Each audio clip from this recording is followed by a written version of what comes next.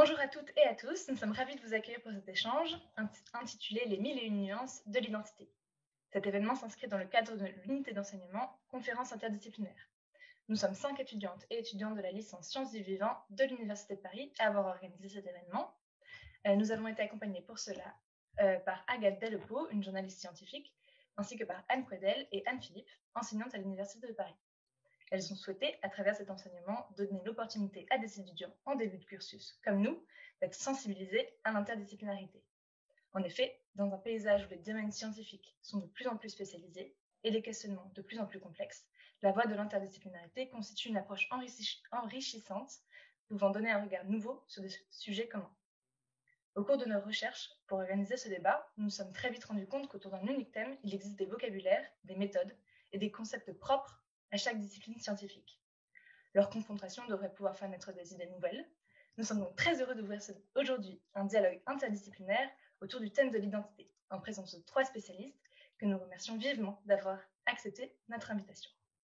Nous commençons donc par en savoir un peu plus sur chacune d'entre vous. Tout d'abord, nous accueillons Madame Grossman. Bonjour Madame Grossman. Bonjour à vous. Vous êtes professeure à l'Université de Paris, où vous enseignez au croisement de la littérature avec différents domaines comme la philosophie, la psychanalyse, l'histoire ou la culture. Vous donnez par exemple un cours sur les identités sexuées avec à l'appui d'autrices comme Marguerite Duras ou Virginie Despentes. Vous êtes également co-responsable de l'axe de recherche et moi pour esthétique, médias, musique, oralité et images au Centre d'études et de recherche interdisciplinaire de l'UFR Lettres, Arts et Cinéma. Il me semble que vous appréciez particulièrement cet acronyme, et moi, car il représente bien le côté émotionnel et subjectif que vous voulez mettre en valeur dans vos travaux. Vous êtes également passionnée de philosophie et vous avez notamment été présidente du Collège international de philosophie. Vous êtes aussi éditrice chez Gallimard des œuvres d'Antonin Artaud, un artiste, poète et dramaturge français, torturé par sa dépression et la folie, sur lequel vous avez travaillé pendant de nombreuses années. Vous avez par ailleurs écrit un livre sur vos réflexions durant le premier confinement au printemps dernier, s'intitulant La créativité de la crise, disponible aux éditions de Minuit. Alors, vous étudiez des personnalités très polyvalentes qui passent de l'analyse à la mise en scène, mais également qui transgressent les normes, comme Antonin Artaud justement, ou James Joyce. Comment leurs œuvres reflètent-elles ces caractères peu conventionnels et qu'est-ce qu'ils vous ont transmis? Oui, en effet. Alors, personnalité polyvalente, moi je m'intéresse au premier chef à la littérature. Là, des personnalités comme Antonin Artaud, qui sont des personnalités psychotiques, hors normes, heureusement, ne sont pas légion. Ce n'est pas uniquement sur Antonin Artaud que je travaille, mais je me suis toujours intéressée en effet à des écrivains ou à des artistes, à des créateurs qui passaient les frontières, qui pouvaient facilement changer de langue, d'identité, ou en tout cas qui rendaient compte dans leur création de la complexité des identités. Dans la mesure où nous n'avons pas sans doute une identité, mais nous avons des identités, ou peut-être, comme je m'étais amusée à le dire à un moment, une désidentité en un seul mot, c'est-à-dire au sens d'un processus d'effacement, de construction, quelque chose qui est extrêmement plastique. Alors, moi, j'aime bien les étudiants, justement, qui sont les étudiants. Les créateurs, les écrivains, qui ont écrit sur ces troubles de l'identité, comme Joyce, qui a essayé d'inventer une langue qui n'est pas de l'anglais, mais il essayait d'écrire dans toutes les langues. C'est le cas dans Finnegan's Wake, son dernier livre, ou Samuel Beckett, qui est irlandais et qui est passé constamment du français à l'anglais, et qui, quand il écrit en anglais, entend le français, qui écrit un drôle d'anglais, et qui écrit un drôle de français parce qu'il entend l'anglais. Vous voyez.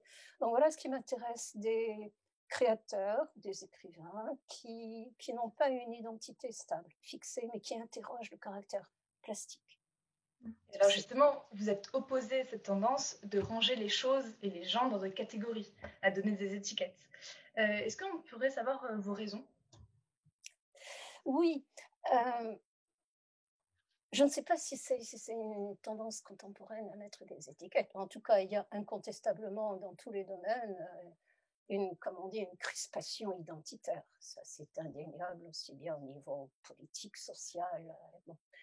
Il ne s'agit pas de s'y opposer, il s'agit d'essayer de ménager quelque chose qui est de l'ordre de la subtilité, de la complexité, de la transformation, de ce que Judith Butler, par exemple, la philosophe Judith Butler, appelait le trouble. Un trouble dans le genre, qui est le nom de son texte le plus connu. Ça signifie justement qu'il faut ménager des passerelles, ménager des changements, une certaine plasticité, et qu'on n'ait pas uniquement ceci ou cela. Voilà. Donc, contre toutes ces crispations identitaires, essayer d'entendre la complexité des choses. Et alors, merci pour votre réponse. Et dans un entretien avec des journalistes le mois dernier, notre président a déclaré je ne dirais pas que c'est un échec, je dirais que ça n'a pas marché. Nous, ça nous a fait rire, mais est-ce que cela peut faire écho à votre perception de l'erreur ou du ratage, qui serait finalement plutôt une expérience positive? En fait, est-ce que vous pensez que l'erreur est nécessaire à la construction de l'identité? Alors, pas l'erreur, le ratage, qui n'est pas la même chose. Oui, la phrase du président Macron est une phrase évidemment drôle parce elle est consciemment de mauvaise foi. C'est pas un échec, ça n'a pas marché. C'est une litote pour dire la même chose. Bon, ça, c'est de la rhétorique politique. C'est pas ça du tout qui m'intéresse dans la notion de ratage, qu'on trouve aussi bien chez Antonin Artaud que chez Samuel Beckett. Samuel Beckett, par exemple, dans un de ses derniers textes, écrit ça, rate mieux. Il faut rater mieux encore. Continue à rater. Ce qui signifie que c'est une force de création, le ratage. Autrement dit, c'est pas un arrêt. L'échec est un arrêt. Le succès aussi, paradoxalement, contrairement à ce qu'on pense, parfois c'est un arrêt. C'est-à-dire, on comprend qu'il y a des personnes qui s'effondrent devant le succès parce que c'est un état. Ce qu'il faut entendre dans le ratage, c'est la force qui défait les formes, justement, et qui permet de retrouver quelque chose de la fluidité dont on parlait tout à l'heure, aussi bien la fluidité des identités. Alors évidemment, pour un homme politique, le ratage, c'est pas un outil qui soit certainement très efficace. Donc il vaut mieux laisser la rhétorique politique de côté. C'est pas de ça qu'on parle. On parle d'une force de dérangement, de trouble, qui est une force créative, y compris au niveau de chacun, au niveau de nos propres identités. Merci beaucoup. Irie? Oui, donc notre deuxième intervenante est Madame Valérie Lallemand-Mesguer. Bonjour Madame. Bonjour Madame. Bonjour. Donc vous avez une formation en biologie moléculaire et vous êtes aujourd'hui directrice de recherche au CNRS. Vous dirigez également l'unité de recherche épigénétique et destin cellulaire de l'Université de Paris, qui est une unité de recherche cofondatrice du département Hospitalo-Universitaire Project et qui fait à présent partie d'une fédération hospitalière hospitalo-universitaire. Vous travaillez donc de cette manière activement avec des médecins pour mener à bien vos projets. Vous êtes également membre du LabEx Huamai, qui est une entité regroupant plusieurs laboratoires de disciplines différentes et qui mène des recherches sur les déterminants de l'identité à plusieurs échelles. Vous travaillez donc à la croisée de 3 domaines qui sont le développement du cerveau, la réponse au stress et les mécanismes épigénétiques. Et vous vous intéressez plus particulièrement à l'impact des marques épigénétiques et des signatures épigénétiques qui apparaissent en réponse au stress prénatal, donc comme la prise d'alcool. Et ces modifications épigénétiques influent sur le développement des fœtus et vous étudiez plus particulièrement leurs conséquences sur l'apparition des maladies psychiatriques à l'âge adulte et vous montrez que certaines marques épigénétiques pourraient constituer des marqueurs précoces de ces défauts de développement neuronal. Est-ce que tout d'abord, vous pourriez nous expliquer un petit peu ce que l'on entend par destin cellulaire, s'il vous plaît? Alors, eh bien, il faudrait imaginer un paysage avec des montagnes, des vallées en altitude également. Et dans une de ces vallées, il y a une petite boule qui va être notre cellule d'intérêt. Et cette cellule va pouvoir descendre par plusieurs vallées possibles jusqu'à atteindre un point d'équilibre dans une des vallées qui sont situées plus bas.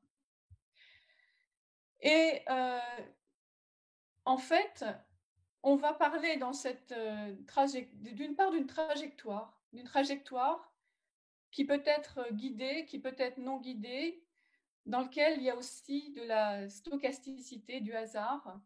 Et ça, c'est un point important parce que je pense que de façon intéressante, ça va rejoindre des propos de Madame Grossman. Et cette cellule donc va adopter en fait depuis sa naissance entre guillemets un destin, c'est-à-dire une apparence, un phénotype comme on dit particulier.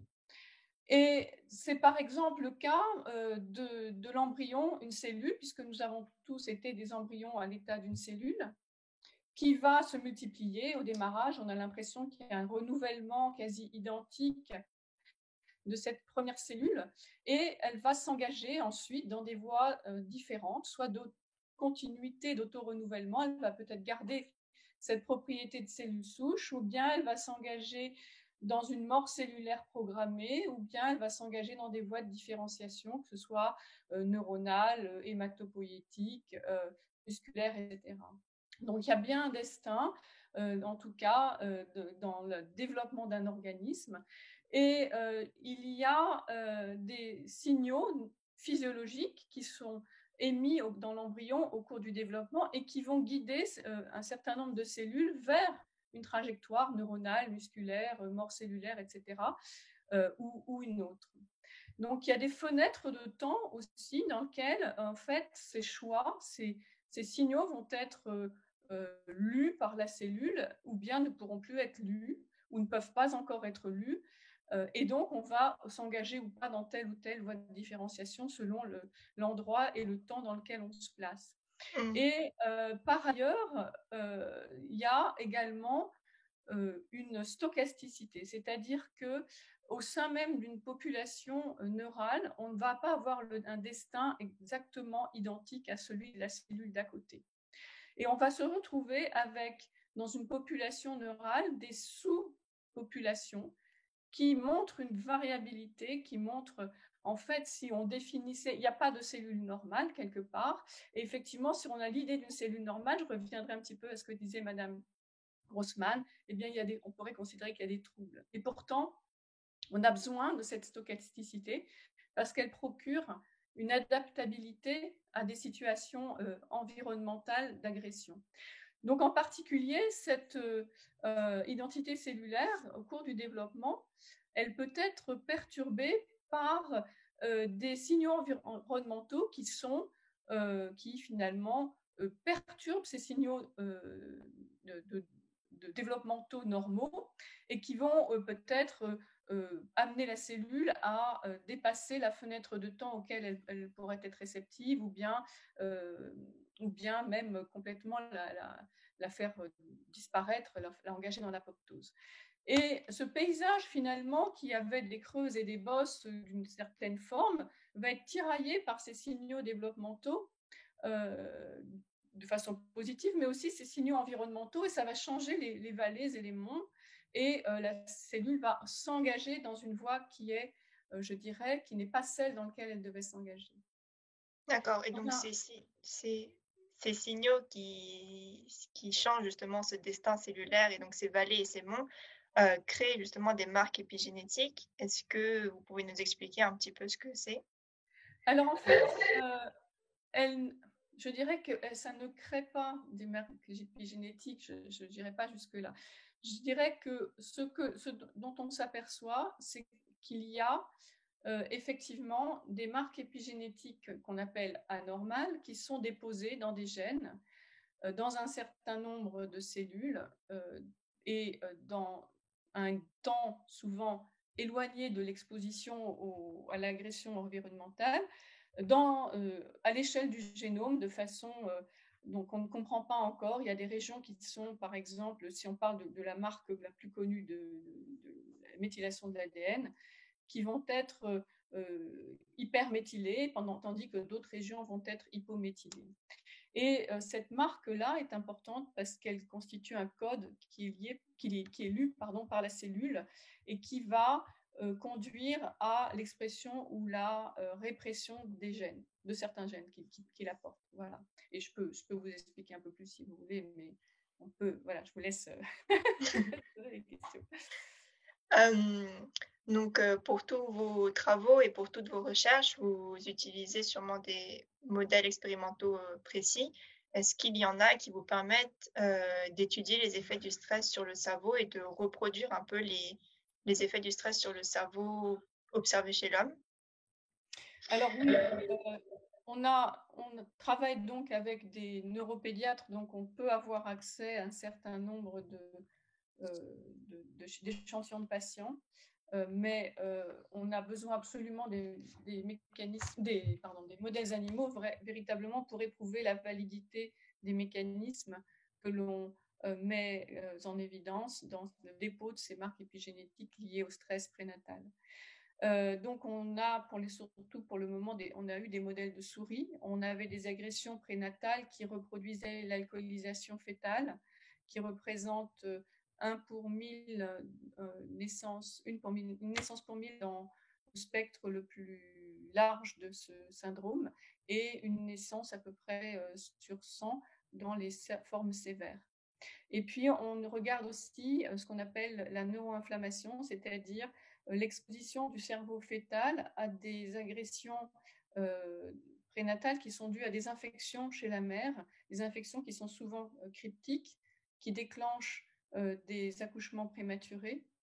Et les enfants ont un risque plus élevé de développer, bon, bien sûr, de la paralysie cérébrale, mais ça peut être aussi des troubles autistiques, parfois même de la schizophrénie. Là encore, il y a destin et pas destin, dans le sens où c'est pas parce que vous êtes né prématuré que vous avez 100% de chance de devenir autiste ou schizophrène, pas du tout. Il y a une augmentation de risque, mais les choses ne sont pas inscrites forcément à l'avance. Et en tout cas, on est bien loin de pouvoir prédire qu'il y aurait des destins figés. Mais par contre, il y a nécessité de suivre au mieux les enfants pour prévenir éventuellement, en tout cas déceler et prévenir éventuellement certains risques, justement. Merci beaucoup. Et enfin, donc, nous terminons par vous, Madame Chelino. Vous êtes professeure à l'Université de Paris en psychologie cognitive et neuropsychologie, directrice du laboratoire Mémoire, Cerveau et Cognition, ainsi que de la plateforme de réalité virtuelle de l'Institut de psychologie de l'Université de Paris. Vous avez une double formation en psychologie scientifique et neurosciences cognitives, et vous êtes spécialisée dans la mémoire autobiographique et la réhabilitation du soi. D'ailleurs, vous avez été l'une des pionnières en France dans l'étude de cette mémoire. Vous étudiez plus particulièrement le vieillissement pathologique à travers notamment la maladie d'Alzheimer et la démence sémantique. Vous travaillez aussi plus récemment avec des patients atteints de schizophrénie ou encore d'autisme. Est-ce que déjà vous pouvez nous décrire ce qu'est la mémoire autobiographique en quelques mots, s'il vous plaît? Oui. Alors déjà bonjour à tous. Et donc cette mémoire, c'est une mémoire qu'on appelle à long terme. Je suppose que vous savez qu'il y a plusieurs types de mémoire. Donc pour faire simple, une mémoire sensorielle, une mémoire à court terme et une mémoire à long terme. Et la mémoire autobiographique, c'est une mémoire à très long terme puisqu'elle stocke toutes les expériences et les connaissances que l'on emmagasine depuis le plus jeune âge et qui construisent notre sentiment d'identité. Donc, cette mémoire est particulièrement importante puisque lorsqu'on en est privé, pour des raisons de lésions cérébrales ou des lésions psychogènes, par exemple, eh bien, si on interroge une personne et on lui demande qui elle est, d'une manière explicite, bien sûr, eh bien, elle vous dira « je ne sais pas ». Donc, c'est l'observation des patients a vraiment beaucoup fait évoluer notre connaissance par rapport aux bases, on va dire, cognitives et cérébrales de cette mémoire, puisque l'observation de différents types de patients et de différentes lésions cérébrales nous ont permis de voir comment elle était dégradée, est-ce qu'il y avait des spécificités selon les cas de lésion, etc. Donc, c'est une mémoire particulièrement intéressante, mais en fin de compte, qui a été assez décriée puisque considérée pas digne de l'intérêt d'un scientifique. Je m'explique. Les scientifiques, même les psychologues scientifiques ou les psychologues cognitivistes, aiment, disons, avoir un objet d'étude pour lequel ils vont pouvoir tout contrôler afin de pouvoir comprendre l'observation des résultats. Cette mémoire, c'est une mémoire qu'on ne peut pas contrôler complètement, puisque lorsqu'on fait venir des gens au laboratoire et qu'on leur demande, par exemple, de nous raconter différents souvenirs en fonction des différentes périodes de leur vie, par exemple, depuis qu'ils sont tout petits, ou des souvenirs plutôt traumatiques ou plutôt agréables, bien, on n'était pas présent lorsqu'ils ont vécu ces événements, donc on ne maîtrise pas tout. Alors, bien sûr, on peut maîtriser la nature de ce qu'ils nous rapportent parce qu'on a des expertises pour détecter les différents ingrédients qui constituent leurs souvenirs. On peut maîtriser éventuellement ce qui s'est passé pendant l'intervalle de rétention. Est-ce que c'est des souvenirs de quelques minutes, de quelques années, de la vie entière, plusieurs décennies, mais nous n'étions pas là. Donc, l'idée aussi, c'est de pouvoir utiliser des nouvelles méthodes pour essayer en laboratoire d'étudier comment se construit cette fameuse mémoire autobiographique. Et là, c'est ce que je fais justement avec la réalité virtuelle aussi. Exactement. Donc, on a vu que vos travaux sont menés avec une méthode innovante, donc la réalité virtuelle. Et alors, peut-être que certains se demandent comment vous utilisez la réalité virtuelle dans vos recherches. Est-ce que vous auriez un exemple concret à nous présenter, s'il vous plaît?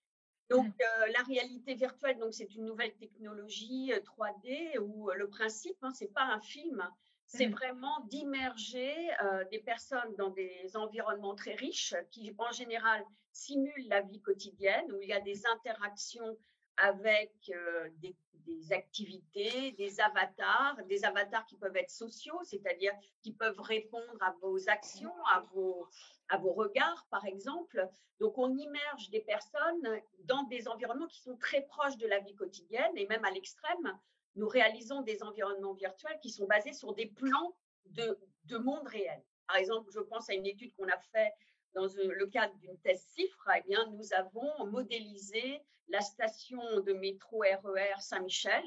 Et donc, nous avons pu comparer des études donc, en réel et dans l'environnement virtuel. Alors, ces environnements virtuels, ils sont particulièrement intéressants pour des chercheurs parce que, dans la vérité, lorsqu'on veut étudier un comportement qui s'exprime dans une situation naturelle, qui serait la panacée pour un chercheur en sciences cognitives, eh bien, il est difficile de tout maîtriser. Donc, c'est passionnant parce que c'est très complexe, mais c'est difficile de tout maîtriser, notamment si on veut comparer, par exemple, différentes personnes dans une même situation. C'est très rare de pouvoir tout contrôler. En réalité virtuelle, on peut vraiment proposer les mêmes situations aussi complexes, aussi interactives, où la personne vraiment peut se promener et vivre des situations, rentrer dans des maisons, planifier plein d'activités, etc. Et donc, nous allons pouvoir contrôler l'ensemble des éléments et toutes les personnes qui feront cet environnement virtuel, vivront cet environnement virtuel, le feront dans les mêmes conditions. Donc, nous contrôlons tout et en plus, nous pouvons enregistrer le comportement online, c'est-à-dire à la fois comportemental, mais si on le veut également physiologique, par exemple. Donc, pour un chercheur qui essaye de simuler le comportement et de mieux le comprendre avec une approche intégrative, donc à la fois comportementale, psychologique, mais également physiologique, c'est particulièrement intéressant pour nous d'étudier donc cette mémoire en réalité virtuelle. Voilà. Donc, c'est des environnements vraiment très riches, des environnements urbains, par exemple. Bon, super. Merci beaucoup de vos réponses. Et un des thèmes qu'on retrouve au cœur de vos recherches, à vous toutes, qui vous rassemble, sous des angles extrêmement variés, bien sûr, c'est celui de l'identité. Et ça tombe bien, c'est ce dont on va parler aujourd'hui. Irie? Exactement. Donc, les questions comme qui je suis ou encore puis-je me définir se posent sûrement dans la tête de tout le monde. Et donc, pour certains, l'identité passe par l'expression du genre, par exemple, ou encore par les liens sociaux qui nous permettent de nous définir en tant qu'individu et aussi en tant que groupe. Et elle passe aussi par l'histoire avec un grand H et par tout ce que nous partageons ou nous pouvons partager culturellement avec les personnes qui nous entourent. Et d'autres encore pensent que l'identité est tellement complexe que la définir à un seul terme équivaut à la limiter et à la rigidifier, à l'encadrer dans une case. Mais cette identité, finalement, se définit aussi par ce qui nous différencie et par extension à ce qui nous fait débattre. Et donc aujourd'hui, nous vous proposons à tous, chers spectateurs, d'explorer avec nous l'identité à d'autres échelles avec nos 3 intervenantes. Donc, mesdames, je vous propose de commencer ce débat avec une première question qui anime l'éternel débat de l'inné et de l'acquis. De votre point de vue et de celui de vos recherches, est-ce que vous pensez que l'on naît avec une identité? Par exemple, Madame Mesguer, vous vous intéressez particulièrement à la période prénatale. Qu'est-ce que cela pourrait apporter à cette question de est-ce que l'on naît avec une identité? Alors, je dirais qu'on est avec un certain équipement génétique, une certaine, même les gamètes qui nous ont formés ont aussi une histoire. On a, comme je vous le disais, à la fois des trajectoires, les trajectoires de nos cellules et donc, je dirais, de notre organisme est guidé de façon très étroite, d'une part, mais aussi avec des marges de manœuvre, puisque il y a la capacité de remanier les marques épigénétiques. C'est aussi une capacité de réversibilité potentielle, et que une cellule peut adopter des destins un peu différents qui vont finalement lui permettre d'adapter le tissu dont elle va faire partie à l'environnement qui a changé, ou à l'environnement qui s'est modifié de façon physiologique ou même parfois pathologique. Donc, il y a forcément de l'inné et il y a aussi forcément de l'acquis. La seule chose, c'est que je pense que ce qui est en train de se modifier dans nos têtes, ce sont les frontières entre l'inné et l'acquis. C'est aussi l'idée qui traîne dans la tête de tout le monde qu'il y a un gène de la schizophrénie, voire des choses horribles comme un gène de la criminalité, des choses comme ça. On se rend compte que l'identité humaine, précisément, est une accumulation d'interactions géniques entre plusieurs gènes extrêmement complexes, de variants rares, de variants communs, de mutations dont on ne déchiffre encore pas je dirais la grammaire, si vous voulez, les interactions, etc. Et qu'on serait bien en peine de définir un individu uniquement sur sa génétique, ce qui est une bonne nouvelle dans un sens, heureusement, et que sa trajectoire de vie, que ce soit depuis la fécondation et même avant jusqu'à sa mort, va être aussi modelée par effectivement toutes les expériences in utero et après la naissance, etc., ces interactions sociales, la richesse de son environnement ou au contraire la pauvreté de son environnement, je dirais les accumulations de traumatismes ou au contraire d'expériences positives.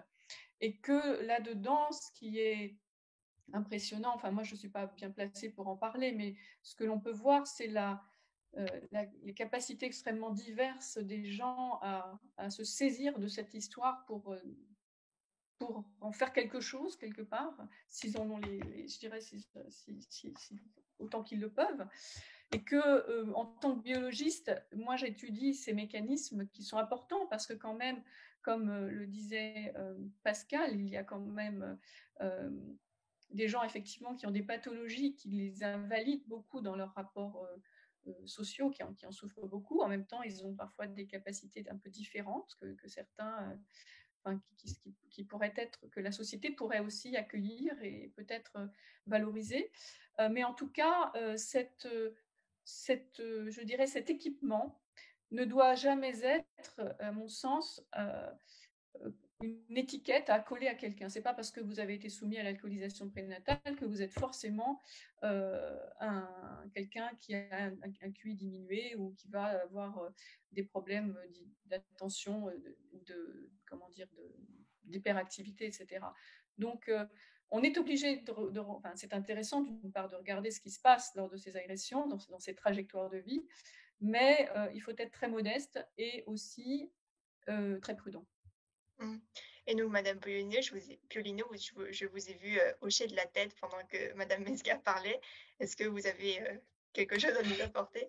Je partage au niveau de la mémoire ou du fonctionnement. En effet, il y a voilà, quelque chose qui est des capacités qu'on peut avoir, mais tout se construit au fur et à mesure. Donc, c'est une construction, et notamment quand on parle de l'identité, elle est le fruit de toutes les expériences qu'on a pu accumuler depuis notre plus jeune âge. Et donc, bien sûr, cela va déterminer comment on construit notre identité. Alors, peut-être une notion que la mémoire nous donne entre inné et acquis, c'est aussi qu'on a différents types de mémoire qui vont se mettre en place à des moments différents de notre vie. Et donc, au départ, c'est plutôt une mémoire des automatismes. Et puis, au fur et à mesure, une mémoire qui va être une mémoire à long terme, mais représentationnelle. Donc, j'ai des connaissances. Ça peut être des connaissances sur le monde, ça va être des connaissances éventuellement sur moi. Et puis, je vais avoir des souvenirs. Et donc, les souvenirs, c'est ce que va se mettre en place le plus tardivement, d'après les modèles actuels, donc à l'émergence de l'amnésie infantile. Alors, je parle toujours de mémoire explicite, parce qu'on a une mémoire émotionnelle qui est implicite et qui est là, présente depuis notre plus jeune âge. Et donc, on peut penser en effet que dans ces différents types de mémoires, les expériences que l'on va vivre vont modeler ces mémoires différemment. Et donc, ça peut être très intéressant de voir au fil du temps chez les enfants, par exemple, comment se construisent les différents types de mémoires et comment ils contribuent au sentiment d'identité. Et donc, ce qui apparaît comme la mémoire la plus fragile est celle qui dépend le plus du contexte. Et donc, je dirais, de l'acquis, c'est cette mémoire phénoménologique que l'on appelle la mémoire épisodique, qui constitue vraiment dans la mémoire autobiographique toute la part où, comme disait James, donc l'intimité avec nous-mêmes. Et donc cette mémoire qui va progressivement chez l'enfant se mettre en place, eh bien, elle est vraiment très sensible au contexte dans lequel elle va s'exprimer. Puisque finalement, la mémoire autobiographique, à la fois du fait de nos expériences, on construit cette identité et en même temps, qui nous sommes détermine comment on vit les expériences nouvelles et les expériences vécues. Donc, il y a vraiment une bijectivité entre cette mémoire et l'identité, et l'identité qui détermine comment on voit le monde et comment on voit notre propre expérience. Et donc là, je pense que, en effet, l'acquis se construit aussi dans cette interaction entre nos expériences et le monde. Juste une petite précision, vous avez parlé de mémoire épisodique à l'instant. Oui. Est-ce que vous pouvez nous expliquer un petit peu à quoi ça correspond, s'il vous plaît? Parce que quand on pense, souvent quand on a pensé à mémoire autobiographique, nous, dans nos modèles à nous de la mémoire, on disait c'est comme la mémoire épisodique. Donc la mémoire épisodique, c'est une mémoire très particulière, ce serait la plus complexe dans le monde phylogénétique et ontogénétique, celle qui nous donne vraiment j'ai des connaissances, mais parce que j'ai conscience que c'est moi-même qui ai acquis ces connaissances. Donc, il y a toujours, en plus de la connaissance, la superposition du contexte dans lequel on a acquis cette connaissance. Et donc, c'est ça qui donne le souvenir, puisqu'il y a la phénoménologie de l'épisode d'encodage. Et donc, dans notre mémoire autobiographique, il y a bien sûr toute cette partie épisodique qui constitue nos expériences vécues tout au fil du temps, et donc nous donne la phénoménologie nous mène, et donc ce sentiment de continuité temporelle. Mais il y a également des connaissances très abstraites que nous avons créées au fil du temps. Parfois, c'est même l'accumulation d'expériences un peu semblables qui font qu'on sait qui on est. On sait ce qu'on aime pas, on sait ce qu'on voudrait pas. Et donc, on a des idées très précises, par exemple, sur nos traits de personnalité. Donc, tout cela peut se construire d'une certaine sémantisation, on dit, des expériences vécues. Et donc, l'autre partie de la mémoire autobiographique très importante, c'est ce qu'on appelle la mémoire sémantique personnelle. Donc, une mémoire de connaissances, mais dénuée du contexte d'encodage particulier, mais qui peuvent être également assez riches d'un point de vue phénoménologique, mais qui sont génériques. Ce ne sont pas liés à des expériences précises. Et dans les amnésies autobiographiques que l'on observe, parfois, il n'y a que les aspects très épisodiques qui sont perdus chez les patients. Par contre, ils savent très bien qu'ils sont d'un point de vue comme un curriculum vitae, ils savent leurs traits de personnalité, etc. Mais ce que l'on voit, et un grand chercheur l'a vraiment démontré, s'appelle Handel Tolving, ils ont comme une certaine distance avec eux-mêmes, c'est-à-dire ils parlent d'eux comme s'ils parlaient de quelqu'un d'autre. Il leur manque vraiment chaleur et intimité qui fait qu'ils parlent d'eux, mais finalement, ça ne passe pas par la phénoménologie. Donc, un bon sentiment d'identité, d'après les modèles de la mémoire en tout cas, serait d'avoir à la fois cette capacité de nous vivre de l'intérieur grâce à nos expériences vécues, mais également d'avoir des connaissances très générales sur nous-mêmes pour pouvoir nous projeter, par exemple, et inférer comment on va réagir face à telle ou telle expérience, par exemple. Merci beaucoup pour ces précisions. Oui, bien sûr. Une question, voilà.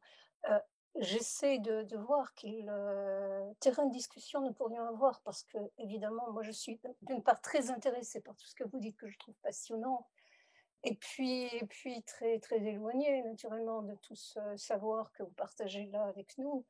Moi, il me semble que il y a un mot qui revient dans vos deux interventions, qui est le mot construction, qui est le mot savoir, qui est aussi, j'ai noté dans ce que disait Valérie Badger, le mot programmation, variabilité et adaptabilité de la cellule.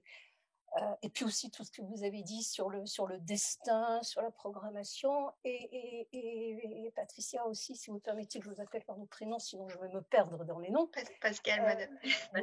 Pascal, voilà, en plus je me perds dans les prénoms. Vous voyez, bon, je ne vais pas plaisanter sur Alzheimer, pas loin. Ce qui me frappe, c'est que moi, je parle du point de vue de l'ignorance, du point de vue de ce qui ne marche pas. Vous voyez, quand notre cher président dit, je ne dirais pas que c'est un échec, je dirais que ça n'a pas marché. Il pourrait être dans une perspective expérimentale, l'expérimentation a raté, mais on va recommencer et ça finira par réussir. Bon, ce n'est pas du tout la logique dans laquelle je me place, dans la mesure où moi je parle de créateurs, où je m'intéresse à des créateurs. Je m'intéresse à des écrivains, à des peintres, à des gens de théâtre, etc. Donc, à ceux qui, me semble-t-il, de leur point de vue, sont forcément du côté de l'ignorance, de la déconstruction, de ce qui non seulement ne marche pas, mais il ne faut pas que ça marche. Parce que si ça marche, vous voyez, par exemple, Beckett dit toujours, bien écrire, c'est facile. C'est à la portée de n'importe quel bon élève. Ce qui est dur, c'est de mal écrire. Parce que quand on écrit mal, mal vu, mal dit, c'est le titre d'un des romans, d'un des textes de Beckett. Quand on écrit mal, il commence à se passer quelque chose. Voilà, c'est peut-être là qu'on commence à créer. De même, cette question de échapper à la programmation, l'idée qu'il puisse y avoir de l'événement qui n'ait pas été prévu, c'est en tout cas ce qui est davantage du côté de la création, c'est-à-dire une certaine, non seulement de l'imprévu, mais de la maladresse. On ne peut être créateur que quand on est maladroit, que quand on n'arrive pas à bien reproduire un modèle. Cette idée justement du ratage, c'est cette idée davantage du côté de ce que Derrida appelait la déconstruction, ou de ce que Deleuze va appeler des énergies qui font que ça rate. Voilà. Donc, je me demandais, s'il pouvait y avoir un rapport entre ce qui semble être un mot important pour vous et qui est évidemment important, l'adaptabilité, le fait qu'on doit s'adapter ou on est supposé être dans un environnement et être bien à sa place dans cet environnement. Est-ce qu'il y a un rapport entre cette adaptabilité et ce que moi j'essaie de trouver davantage du côté de la plasticité, de la fluidité? Et il me semble que ce n'est pas du tout la même chose, adaptabilité et plasticité. Mais je Madame voulais... Mesguer. Pardon? Oui, alors je dirais que quand je parlais de stochasticité tout à l'heure, ça s'apparentait à, je dirais, de la génération de ratage, c'est-à-dire que la production de ratage. C'est-à-dire que finalement, c'est parce que je dirais, l'ensemble des cellules n'a pas suivi la voie de programmation, je dirais que dans nos têtes, on considère comme idéale, ou que effectivement, dans un certain fenêtre de, entre guillemets, normalité, dans les phénotypes que l'on regarde dans ce qu'est un cerveau dit normal, ce que c'est les fonctionnalités normales d'un cerveau, va apparaître un petit peu, je dirais, hors les clous, quoi. Et cette adaptabilité, donc, elle est effectivement née je dirais, d'un certain ratage, ou du moins d'une certaine déviance par rapport à une ligne continue, enfin une ligne définie. C'est très important à l'échelle d'un individu, mais ça l'est encore plus à l'échelle de l'évolution. Nous, évidemment, avec Pascal, on est très attachés à la trajectoire des individus, parce que on a sans doute ce désir que ça aille le mieux possible pour les êtres humains qu'on voit, ou les patients qu'on peut voir. Mais à l'échelle de l'évolution, c'est très important, les ratages. C'est très important, les individus qui sont comme vous disiez tout à l'heure, qu'on pourrait qualifier d'être dans le trouble.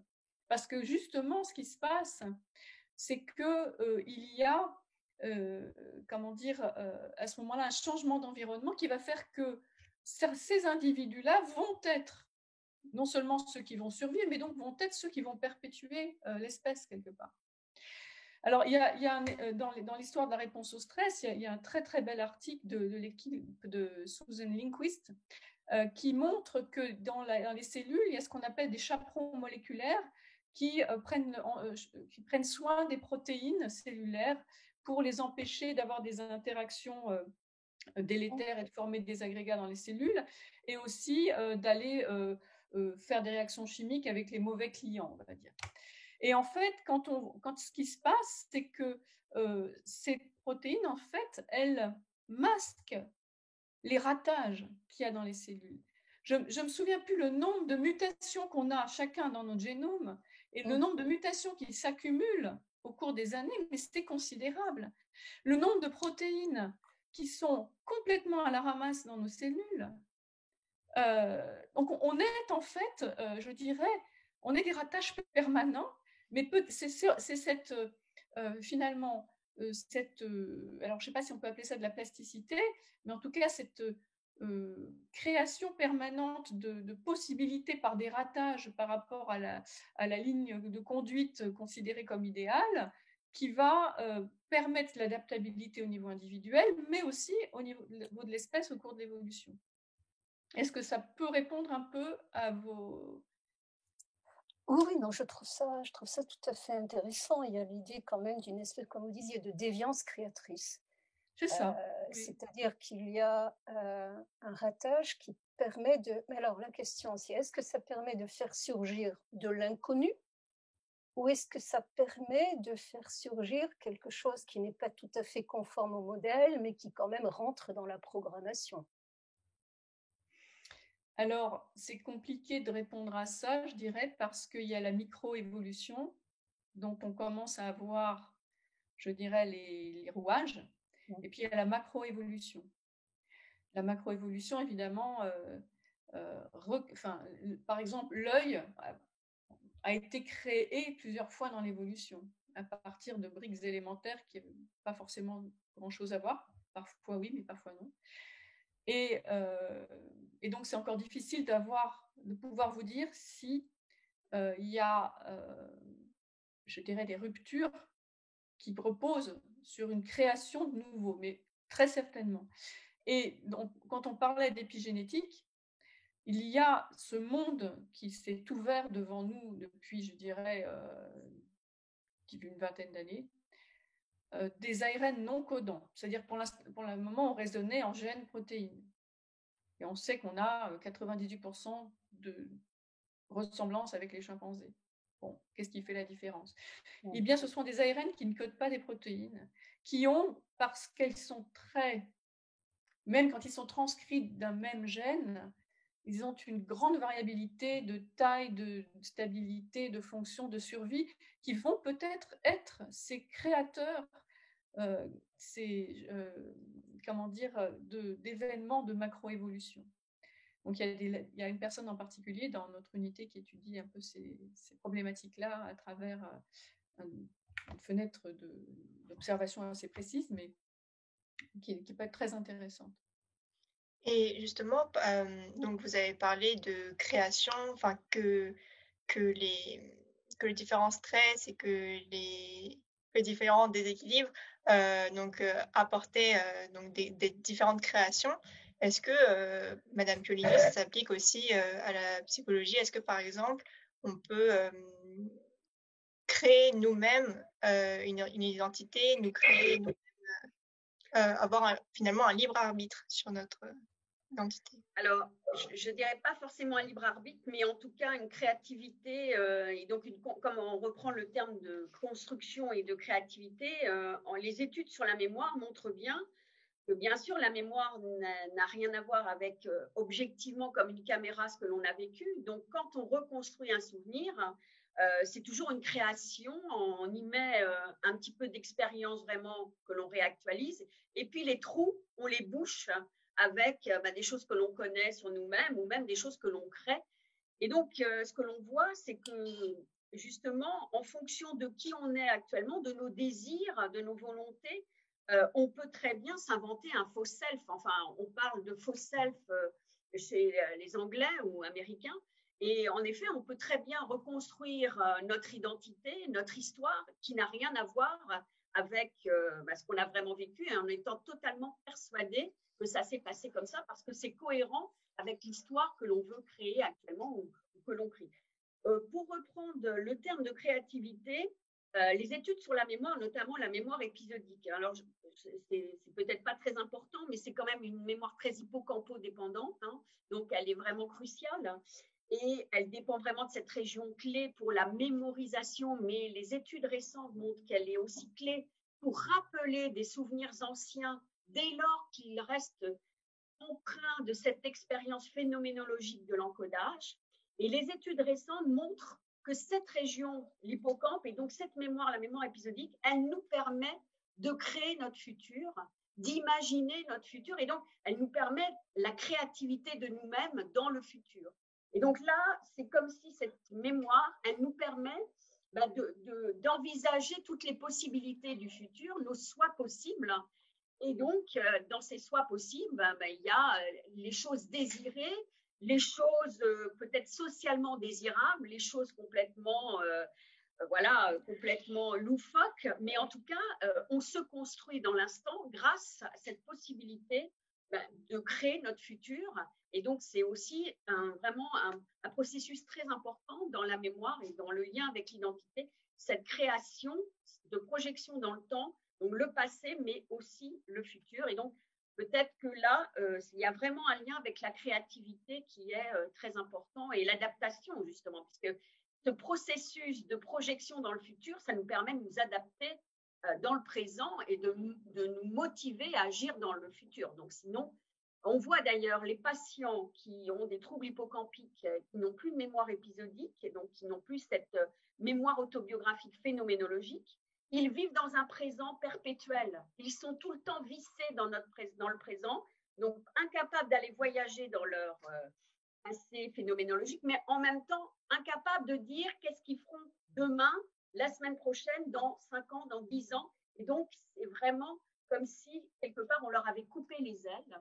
Et donc, c'est un système qui peut en effet nous parler d'adaptation et de créativité, même dans un domaine qui est donc ce domaine de la mémoire. Et alors, Madame Chelino, vous avez évoqué le soi. Est-ce que c'est la même chose que l'identité pour vous? Alors, le soi, je le vois, moi, en termes self, un peu à l'anglo-saxonne, hein, donc tout ce qui est processus de référence à soi, donc c'est très vague, et donc ça inclut, bien sûr, le traitement de l'information, quel qu'il soit, à partir du moment où je vais essayer de l'intégrer dans ma sphère, et donc ça occasionne des activations cérébrales bien spécifiques que l'on connaît, hein, c'est les régions corticale, midline, comme on dit, donc toutes les régions centrales, singulaires, antérieures, postérieures, et également des régions préfrontales, et y compris aussi l'hippocampe, qui participent à cette introspection, à ce voyage mental dans le temps, et donc qui sont particulièrement importantes et qui caractérisent le self. Alors, j'ai une définition qui est certainement très simple par rapport à ce que pourrait dire Evelyne. Je me permets de vous appeler par votre prénom. Parce que, bien sûr, nous, on va mettre des mots qui, bien que moi, je travaille sur un thème considéré très flou et très complexe pour le domaine de la psychologie cognitive, hein, mais bien sûr, je n'embrasse pas l'ensemble de la complexité que pourrait donc définir donc Evelyne. Ça, j'en ai bien conscience, mais justement, et après, je laisse la parole. Vous voyez que nous, on était voilà, le cerveau, les représentations, et bien grâce à la réalité virtuelle, je commence à m'intéresser déjà à ce qu'on appelle la cognition incarnée située, c'est-à-dire le fait que, je reprends Damasio ou autre, le fait que nous ne sommes pas qu'un cerveau et le fait que nous sommes un cerveau sur un corps. Et donc, c'est vrai que la réalité virtuelle, où elle m'intéresse beaucoup, c'est non seulement, elle me permet de faire des connexions, alors que c'est des domaines de recherche qui ne se parlent pas toujours, entre ce qu'on appelle le soi narratif, c'est-à-dire le soi qui permet de se définir en tant qu'histoire de nous-mêmes, et le soi minimal, c'est-à-dire le soi qui passe par la conscience corporelle. Et donc, la réalité virtuelle permet de faire des liens expérimentaux entre les deux, et donc de voir comment on construit justement une image de nous qui ne doit pas donc oublier la conscience de soi corporelle également, et les interactions avec la cognition située, c'est-à-dire l'environnement. Et l'environnement peut être individuel, peut être physique, mais peut être bien sûr social. Donc, vous voyez que ça nous ouvre à faire des choses beaucoup plus complexes et pourtant donc d'être scientifique avec un objet contrôlé. Donc, c'est ça qui est intéressant dans la réalité virtuelle. Alors, je laisse la parole à Evelyne. Moi, je voulais juste dire une chose. J'ai parfaitement conscience que vous travaillez sur des modèles extraordinairement subtils et complexes. Et comme disait Valérie il y a un instant, même avec des découvertes qui complexifient encore ce qu'on croyait savoir. Et c'est ça qui est extraordinaire, justement, dans la créativité de la science, j'imagine. Hein, c'est que on ne découvre pas ce qu'on attendait, sinon ça n'aurait pas d'intérêt. Et moi, je suis vraiment très, très intéressée par tout ce que vous dites. La question que je voulais vous poser, c'est, vous voyez, quand on parle de créativité dans le domaine littéraire, philosophique, créateur au sens large, plastique, hein, des arts plastiques, on met beaucoup l'accent, il me semble, sur aussi la décréation. Ça, c'était aussi un mot de Samuel Beckett qui disait « j'écris pour me décréer ». Oui, c'est-à-dire justement pour défaire tout ce qui peut être une certaine écorce identitaire, qui est très utile dans la vie courante, mais qui ne fera jamais un artiste. C'est-à-dire tout ce qui, justement, va à l'encontre du soi identitaire. Et je me demande si tous ces processus de déséquilibre, qui sont tellement importants dans la création, de décréation et de déséquilibre, ce sont des processus auxquels vous êtes vous aussi attentives, toutes les deux. Ou est-ce que vous avez tendance, alors je comprends quand on travaille avec des pathologies comme celle de l'Alzheimer, l'idée c'est plutôt d'aider les patients à retrouver un équilibre ou même de ne pas être trop déstabilisés, déconstruits, ça je comprends bien entendu. Mais est-ce que vous seriez aussi intéressé par tout ce qui met en danger ces équilibres, tout ce qui est de l'ordre précisément de la déstabilisation, de la décréation, ce qui fait qu'on ne peut pas se fier à un modèle qui ne bougerait pas, un modèle stable, un modèle auquel se référer. C'est cette notion de modèle qui ne peut plus fonctionner. Vous voyez, autrefois, on peignait d'après modèle. Bon, la notion de modèle dans la création contemporaine a assez largement disparu. Et il me semble que vous, de façon très légitime, vous avez besoin de modèles expérimentaux et de théories. Donc, cette notion de modèle, même si elle s'est assouplie, est-ce qu'elle n'est pas quelque chose qui risque de stériliser vos pensées créatives? Pour le dire de façon un peu rude, voilà, un peu bête. Moi, je veux bien répondre seulement sur 2 aspects, puis après, je laisse la parole. Donc, dans justement les études chez les patients ou comment se construit l'identité, on voit bien que justement, ce qu'on appelle le soi cristallisé, c'est-à-dire un soi qui n'est pas créateur, qui n'est pas dans le champ des possibles et qui s'enferme dans quelque chose de stéréotypé, est justement le refuge de certains patients qui, n'ayant plus cette possibilité de créativité, de soi qui crée de la nouvelle phénoménologie ou qui nous ramène vers d'anciennes phénoménologies, eh bien finalement, ils sont enfermés dans un carcan donc tout à fait non constructif. Alors après, une autre façon de répondre, c'est que dans mon laboratoire, par exemple, nous réalisons là récemment des études sur les produits psychédéliques, les expériences psychédéliques. Et donc, les expériences psychédéliques sont de plus en plus prônées comme étant un moyen thérapeutique qui permettent justement d'ouvrir le champ des possibles, puisque sous ces produits-là, il y a justement tout ce qui est une construction automatique très sémantique qui se déconstruit sous la prise de ces produits et donc qui permet une nouvelle créativité, une renaissance des nouveaux possibles. Et donc, ce sont des techniques qui sont de plus en plus prônées comme étant donc un moyen de se reconstruire différemment, d'aller plus loin, d'être créatif justement, imaginatif, etc. Donc, en effet, même dans nos domaines, on voit très bien les dangers de quelque chose qui se cristallise, donc que ce soit au niveau de l'identité, et au contraire, on revoit l'intérêt aussi de la flexibilité dans les représentations. Et donc, quelqu'un qui est justement plus créatif, qui est plus imaginatif, c'est quelqu'un qui est capable de dire parfois je peux réagir comme ça, j'ai tel souvenir qui illustre ça, mais parfois je peux être différemment, je peux penser que je serais différemment parce que justement il a la capacité à créer plein de soi possibles.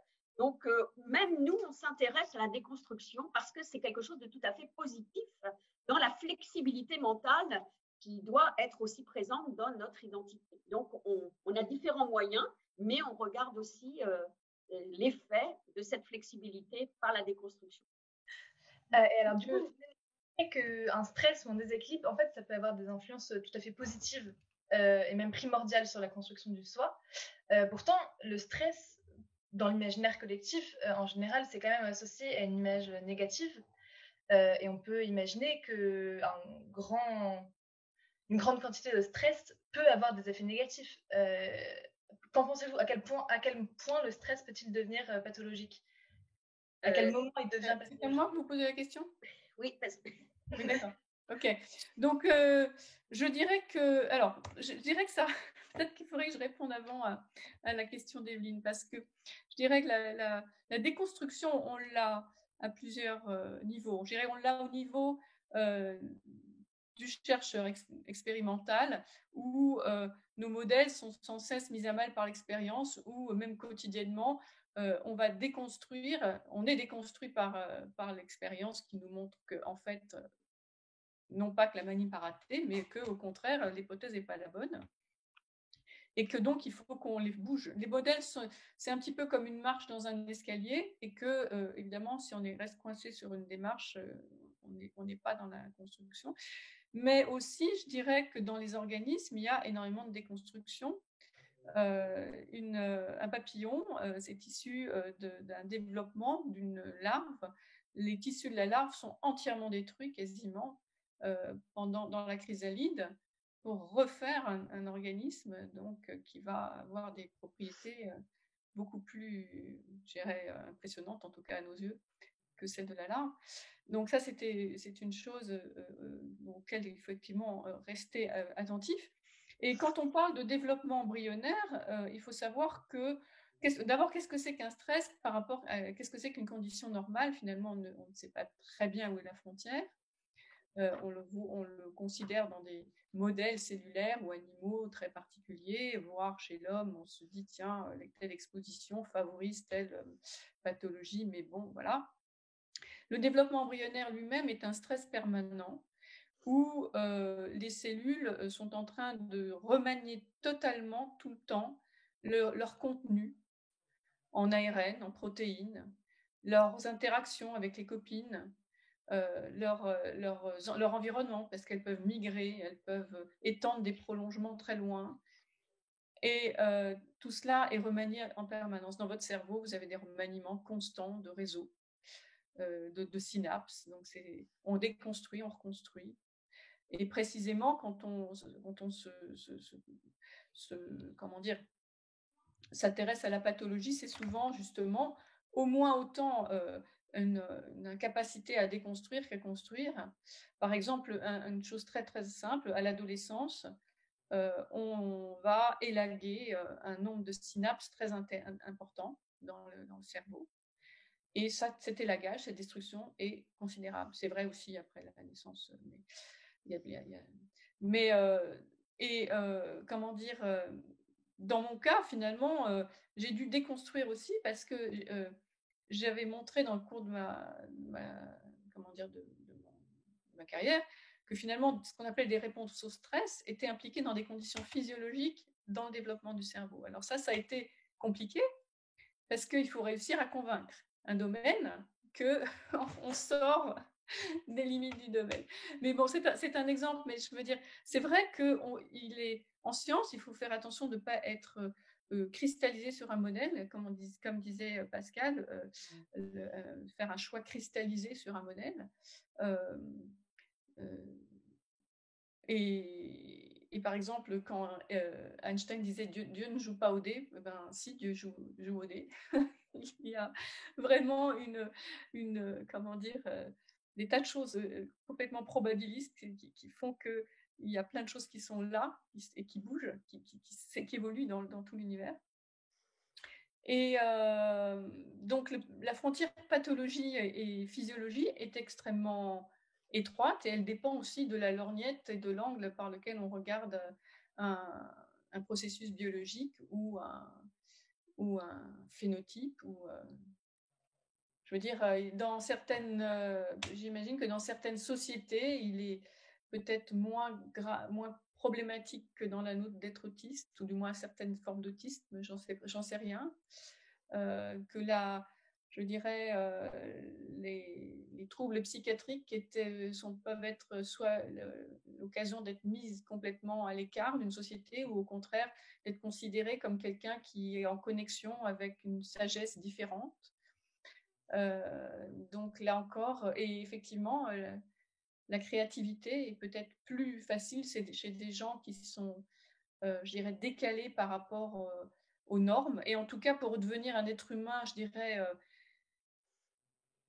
oui, il me semble que devenir humain, c'est précisément accepter d'être déconstruit, parce qu'on est déconstruit non pas pour rester un gros tas sur place, à mon avis, mais parce qu'on va vers quelque chose, quoi. Et donc... Si je peux poser une question, parce que je me demandais si vous diriez que le stress, je ne sais pas quelle définition vous en avez, mais toutes les deux vous parlez du stress, si le stress est un déséquilibre. Parce que moi, j'essaie de travailler sur l'art du déséquilibre.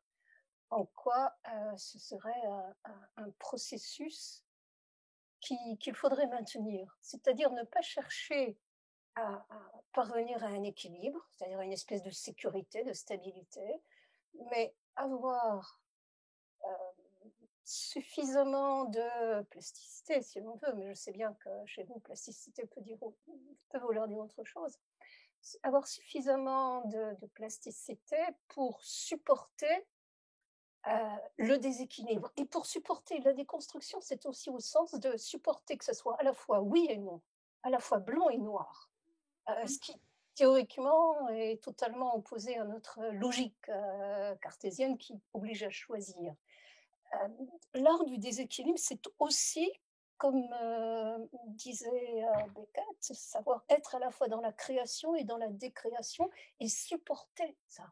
Supporter au sens de endurer et même prendre soin du déséquilibre, parce que c'est ça qui va nous permettre de créer quelque chose sans modèle, sans quelque chose qui serait prédéterminé, avec une espèce d'aventure qui se renouvelle justement en gardant le déséquilibre. Donc le stress, est-ce que ça peut être aussi une forme de déséquilibre dans vos connaissances, dans vos savoirs scientifiques, dans vos pratiques? Madame Piolino, peut-être, vous qui n'avez pas parlé. C'est-à-dire que le stress, c'est vrai que quand on va vers la pathologie, donc là, on a plutôt une image assez négative du stress, dans le sens que ça suscite des troubles comportementaux, d'une anxiété, des troubles de mémoire, avec une reviviscence incessante de la scène traumatique, et puis au contraire, une généralisation de toutes les nouvelles expériences ou de toutes les anciennes autres expériences. Donc, quelque chose où on essaye de proposer des méthodes aux patients pour qu'ils sortent de cet état de stress, notamment post-traumatique, avec des méthodes cognitives pour essayer d'interrompre cette reviviscence incessante. Mais par contre, dans d'autres domaines de la cognition, on sait bien que le stress doit être, comme disait Evelyne, donc un état un peu de déséquilibre et quelque chose de motivationnel, c'est-à-dire c'est quelque chose qui éveille. Donc, si je suis éveillée, je vais mieux capter l'information, je vais pouvoir faire plein de choses. Donc, c'est assez nécessaire d'avoir ce stress un petit peu latent. Après, je pense qu'il y a vraiment des questions. Alors, je ne suis pas spécialiste de ça, donc je dirais plus un peu, voilà, ce que je pense d'expériences plus vécues du quotidien. C'est-à-dire que je pense qu'il y a vraiment des différences interindividuelles très importantes. C'est-à-dire qu'il y a des gens qui ont une personnalité qui vont, au contraire, ne absolument pas se construire avec le stress. C'est complètement destructeur, mais destructeur complet, sans possibilité de renaissance. Et puis, au contraire, il y a des gens qui ne sont efficaces, performants, que s'il y a ce petit stress latent. Alors, vous avez dû voir ça parmi les étudiants. Il y a les étudiants qui aiment bien maintenir ce petit stress pour apprendre mieux, être motivés et tout. Puis au contraire, il y a les étudiants qui vont tout planifier plein de temps parce qu'ils ne supportent pas le moindre stress. Donc ça, là, d'un point de vue physiologique, il faudrait demander à Valérie qu'elle nous explique mieux. Mais en tout cas, j'ai vraiment vu qu'au niveau du stress, nous ne sommes pas égaux et que ça dépend vraiment de notre personnalité. Alors, est-ce que c'est notre état biologique, donc sensibilité au stress, qui fait qu'on a créé cette personnalité où on est plutôt à le favoriser le stress, au contraire le fuir, ou est-ce que c'est l'autre contraire? Mais ça, je ne sais pas, je n'ai pas les connaissances pour savoir, mais en tout cas, ça me semble, en effet, pour certaines personnes, plutôt quelque chose de très positif, cet état de déséquilibre permanent qui est justement motivationnel à l'action. Et il y a des gens, ils créent même un stress pour pouvoir agir. Sinon, finalement, ils ne sont pas motivés à agir. Donc voilà. Donc, je parle je serais presque comme ça. Moi, j'aime bien cet état toujours un peu systémique du stress.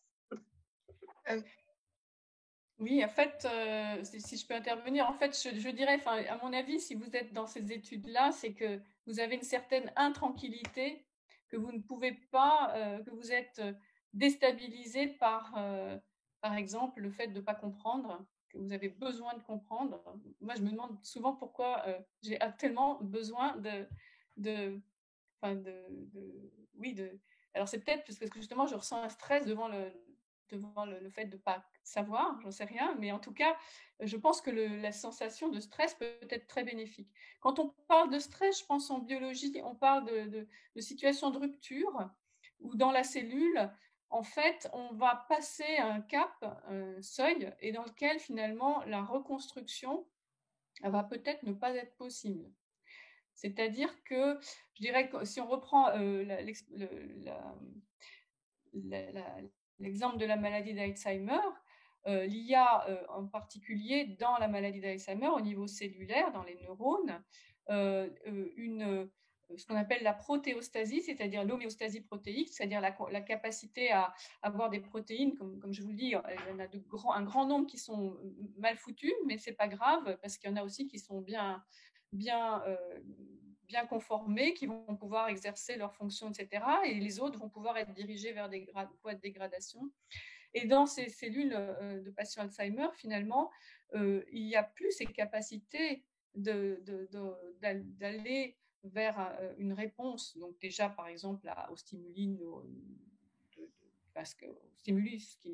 qui arrivent sur les neurones, etc., parce qu'on n'est plus capable de produire des protéines, de les accompagner pour qu'elles soient efficaces. Il y a des accumulations de protéines toxiques, et en fait, là, on peut vraiment parler de stress dans le sens où on est dans une déconstruction, mais qui va aller malheureusement vers la mort du neurone et vers la mort, je dirais, cérébrale, en tout cas de certaines régions du cerveau.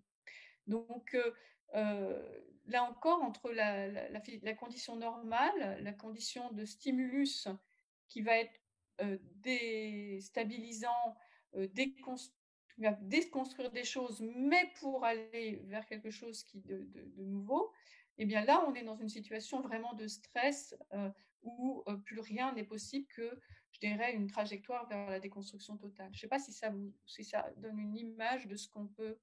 Et le problème, je dirais, c'est qu'on confond beaucoup de choses. On confond stimulus, stress, réponse au stress et comment dire, je dirais même protéostasie n'est pas réponse au stress, etc. Ça, protéostasie, ça ne nous parle pas. Protéostasie, ça ne alors, parle pas. C'est vous dire, comment dire, c'est avoir l'équipement en protéines qui est avec un contrôle qualité suffisamment satisfaisant pour assurer les fonctions cellulaires, et en particulier dans le cas d'Alzheimer, les fonctions neuronales. Et donc, en fait, il y a souvent des glissements de langage, mais c'est parce qu'on ne sait pas déterminer les frontières, et quelque part, heureusement, parce que dans une population neuronale, on va avoir probablement plusieurs protéomes possibles, plusieurs seuils de réponse au stress possibles, et plusieurs profils de réponse au stress possibles. Et c'est ça qui va permettre finalement à l'organe de s'en sortir. Pardon, je trouve, oui, Valérie, ce que vous venez de dire, tout à fait intéressant, parce qu'on parle de ça depuis le début, on parle de frontières. Et justement, les artistes, les écrivains sont des explorateurs de frontières.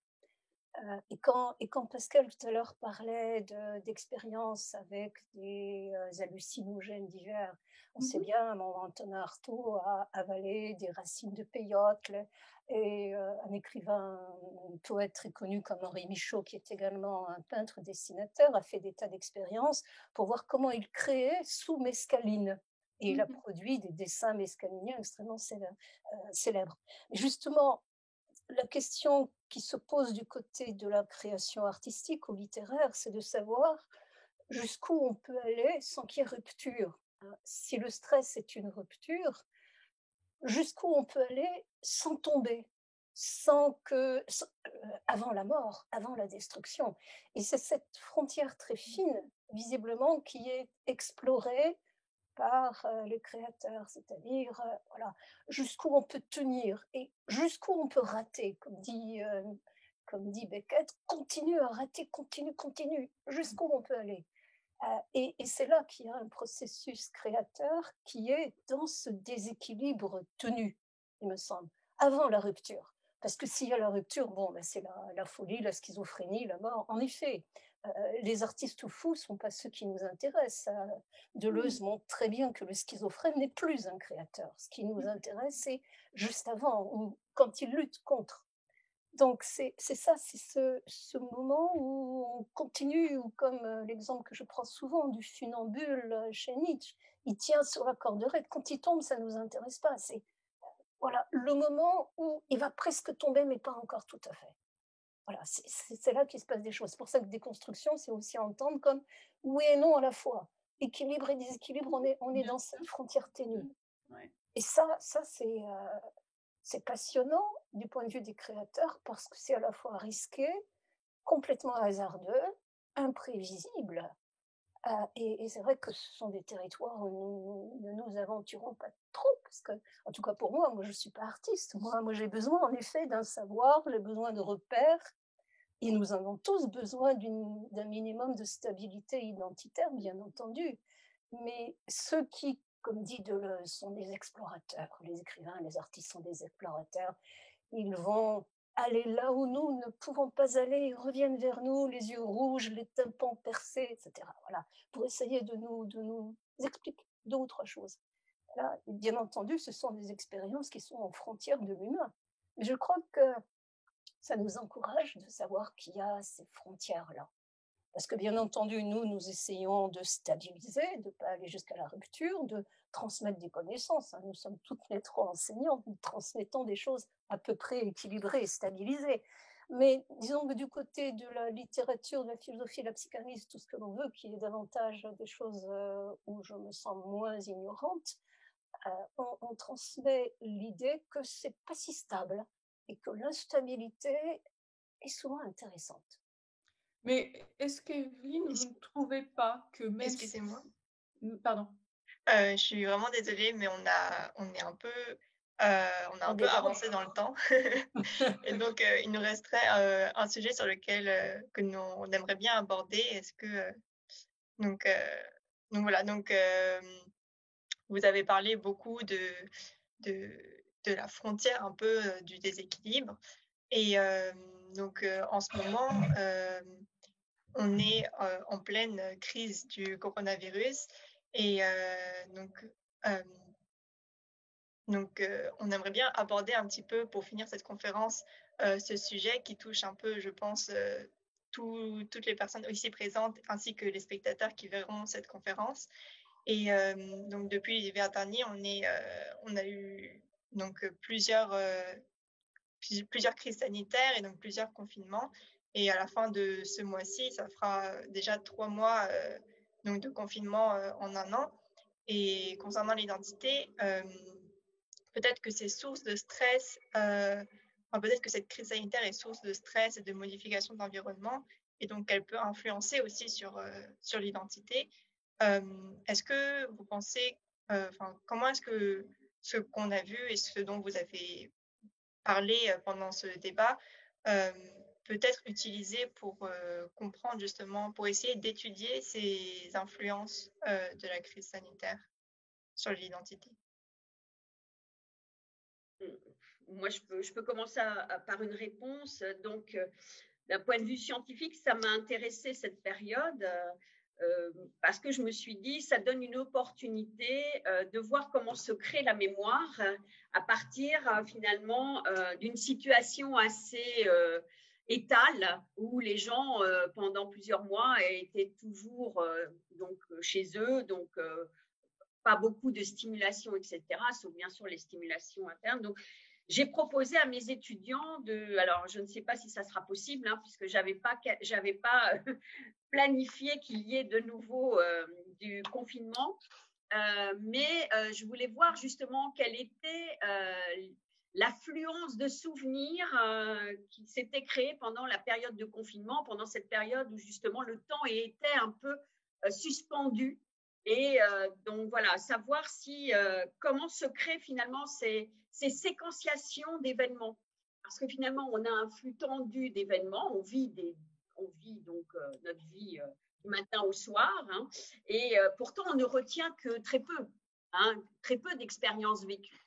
Donc c'est toujours intéressant de savoir quels sont les facteurs qui déterminent ce que l'on va retenir telle ou telle chose. Est-ce que finalement, de cette période où la situation était assez étale, est-ce que les personnes vont avoir beaucoup de souvenirs ou est-ce que finalement, il ne va y avoir très peu de souvenirs? Donc moi, ça m'a intéressée comme un modèle, on va dire, d'étude de la mémoire et donc des liens avec le spatio-temporel, la création donc d'une séquenciation événementielle de la mémoire. Après, il peut y avoir aussi un autre facteur qui m'intéressait, c'est donc toutes les différences interindividuelles qui vont déterminer que justement les souvenirs seront plutôt positifs, parce que je pense qu'il y a des gens qui auront des souvenirs très positifs de la période de confinement et d'autres qui l'auront vécu comme quelque chose de très stressant et au contraire délétère. Donc voilà, j'aimerais bien voilà, comprendre un peu mieux ces différences qui vont occasionner finalement une tonalité des souvenirs différente selon les individus et comment ils ont donc vécu le Covid. Voilà un petit peu ce que moi j'avais mis en place du fait d'étudier cette période-là. Donc je laisse la parole des collègues. Peut-être Madame Grossman, pendant votre confinement, enfin le premier confinement, vous avez sorti un livre qui s'appelle La créativité de la crise. Exactement, la créativité de la crise. Merci beaucoup. Et donc justement par rapport à ce que Madame Piolino disait que le confinement, enfin que certaines personnes pouvaient penser que le confinement pouvait avoir des aspects positifs aussi. Est-ce que pour vous, ce confinement a pu favoriser un processus créatif ou bien est-ce qu'il est plutôt inhibé par le manque de relations avec l'extérieur? Oui, non, je comprends la question. Ce livre, je l'ai écrit avant la crise. Hein. Ce livre est sorti, ça c'est vraiment pas de chance, je ne sais pas, 1 semaine ou 2 semaines avant que les librairies ferment. D'accord. Mais donc c'était une façon d'être en pleine dans la crise. J'ai jamais voulu dire que les crises font du bien et que ça nous aide à devenir créateurs. C'est pas du tout ça. Et c'est même en lutte contre ce stéréotype. Vous savez, du genre, il faut couler complètement et après on donne un bon coup de pied et on remonte. C'est absolument pas ça que j'ai voulu dire, justement. Bon, je vais pas résumer en 3 mots, mais il n'y a pas de créativité de la crise dans ce sens-là. En revanche, il me semble, pour essayer de répondre à votre question, ce que nous traversons à l'heure actuelle, qui est anxiogène, qui est difficile,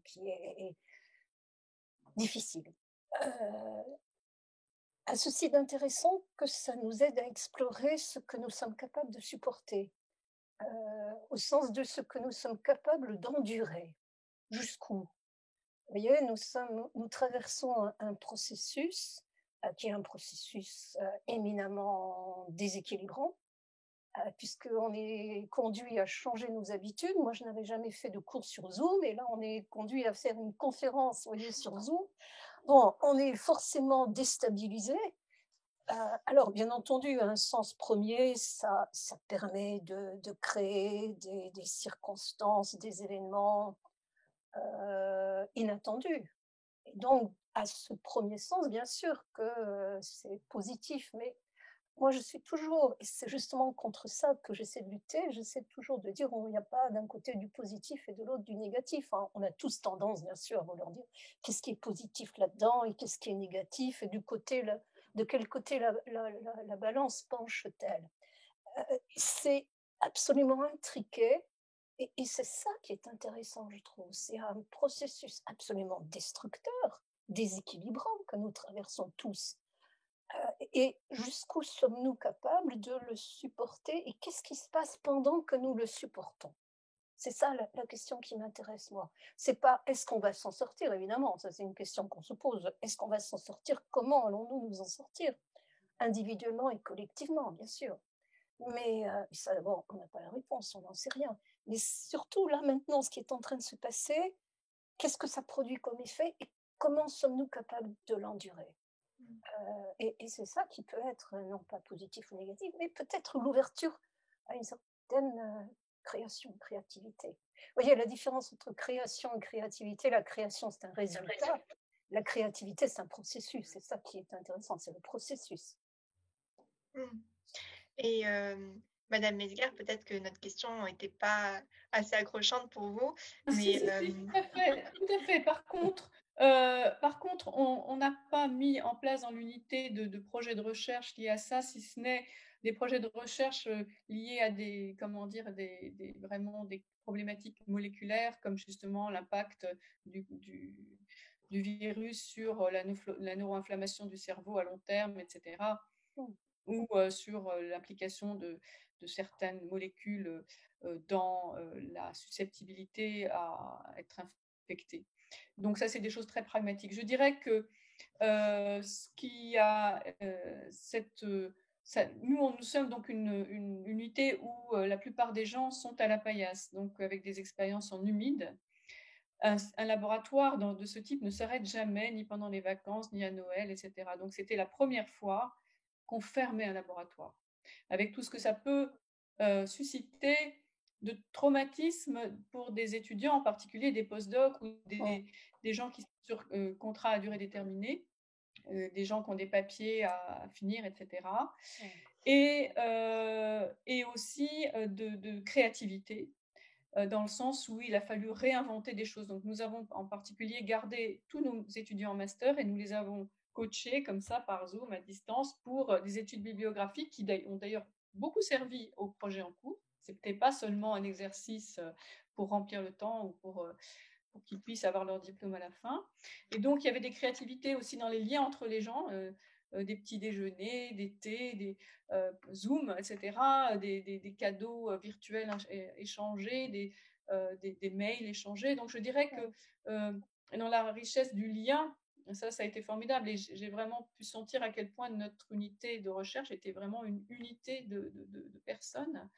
Et aussi dans je dirais, la compliance des gens devant les mesures était remarquable. Enfin, franchement, moi, je leur tire mon chapeau d'avoir accepté. Je suis passée dans tous les labos dire on ferme lundi soir. Et ils ont compris l'importance de cette mesure de civisme qu'il y avait derrière. Ce n'est pas le cas dans tous les laboratoires. Et je rejoindrais exactement ce que disait Evelyne, c'est-à-dire qu'il y a côte à côte qui marchent ensemble les côtés négatifs, traumatiques même, et les côtés positifs où on est précisément obligé d'aller rechercher des ressources, et puis des côtés libérateurs aussi parfois de ce confinement. Et alors, pardon, je disais au sens de Deleuze, ouverture de nouvelles potentialités de vie, c'est ça. C'est ça le côté libérateur. Oui. Je dirais ça oblige à penser à quels sont les fondements, pourquoi je fais ça, pourquoi je fais ce métier, pourquoi je le fais comme ça, pourquoi je le fais avec un tel et pas bidule, et qu'est-ce que je veux faire de ma vie plus tard, quand je serai grande. Oui. Mais en fait, c'est des choses qui sont magnifiques. Pour moi, en fait, la prise de risque, si vous voulez, c'est la question que je voulais poser à Evelyne tout à l'heure, par rapport à la créativité. Donc, les artistes qui vont probablement, pour moi, dans le peu de choses que je fais dans les domaines artistiques, pour moi, c'est ça, c'est devenir humain jusqu'au bout de nos possibilités humaines.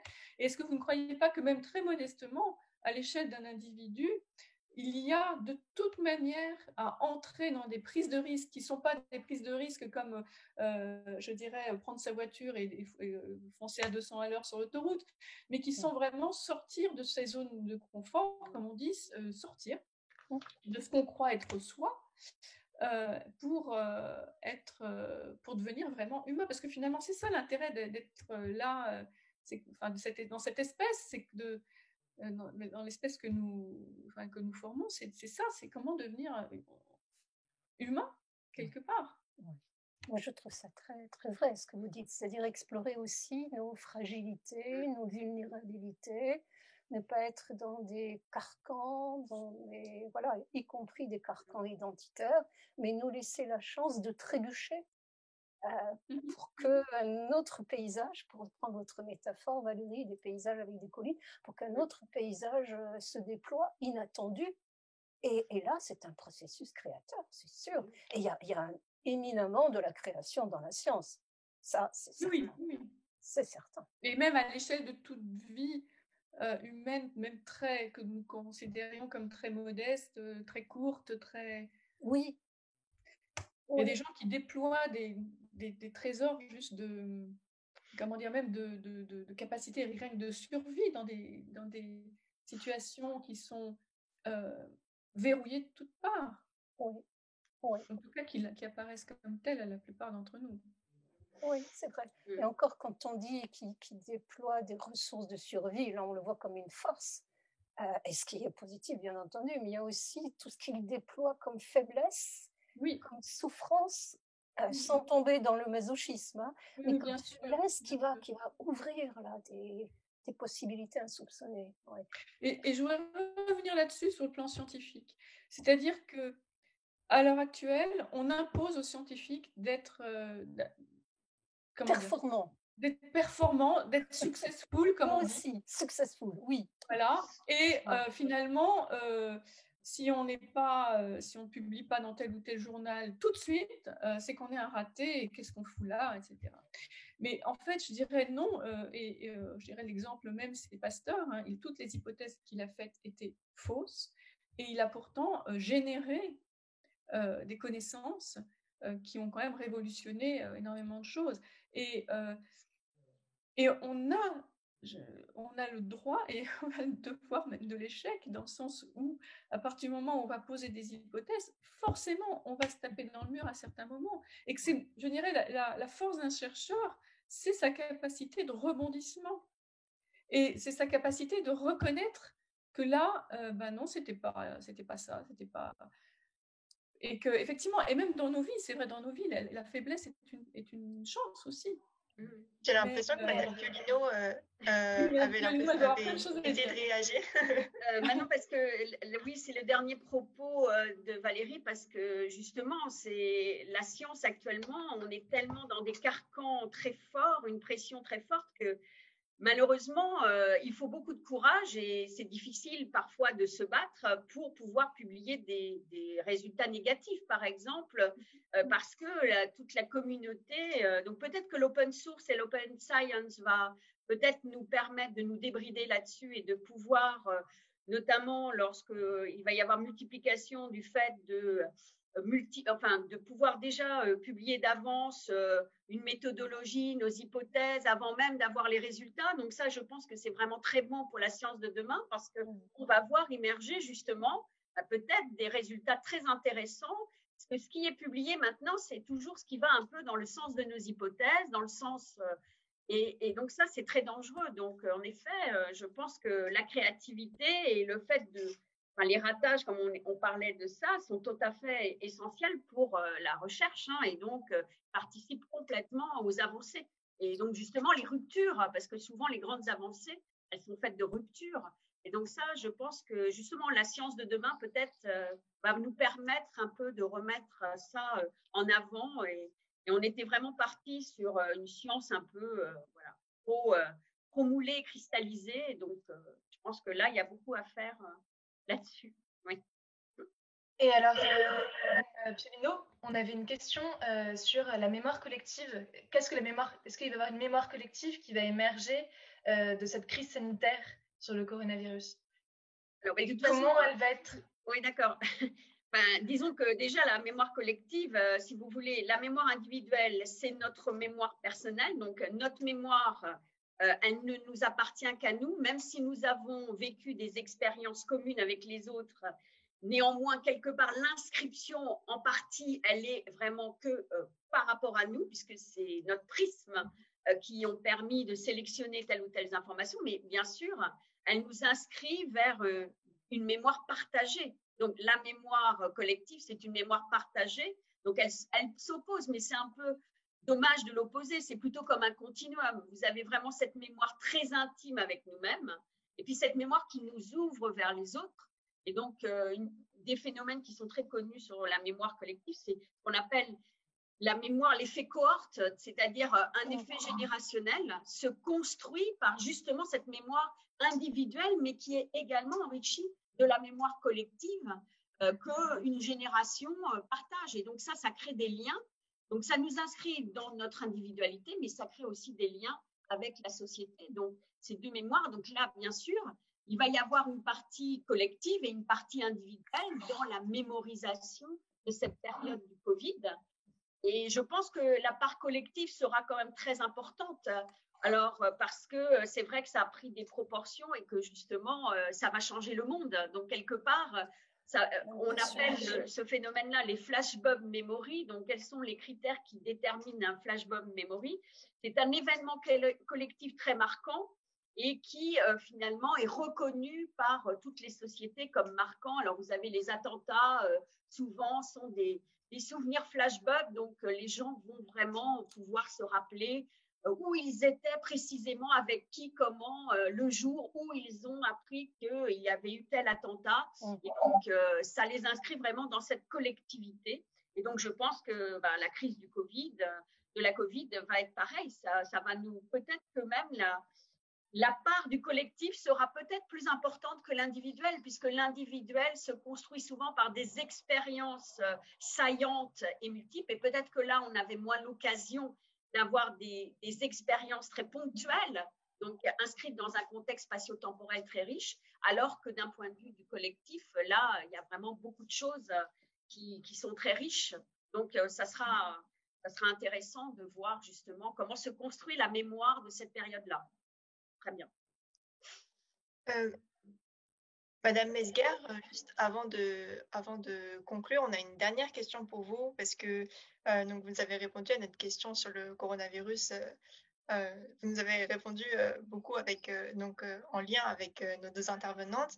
On avait une question peut-être plus spécifique à vos recherches et à vos études sur la population et les individus. On a pu entendre aux informations que le taux d'alcoolémie avait augmenté dans la population globale. Est-ce que ça pourrait avoir un impact sur l'identité des personnes qui sont concernées justement par cette augmentation du taux d'alcoolémie d'un point de vue moléculaire ou épigénétique? Alors, enfin, je dirais potentiellement oui, bien sûr. Et on peut. Vous m'entendez parce que moi là, Oui. c'est un peu instable.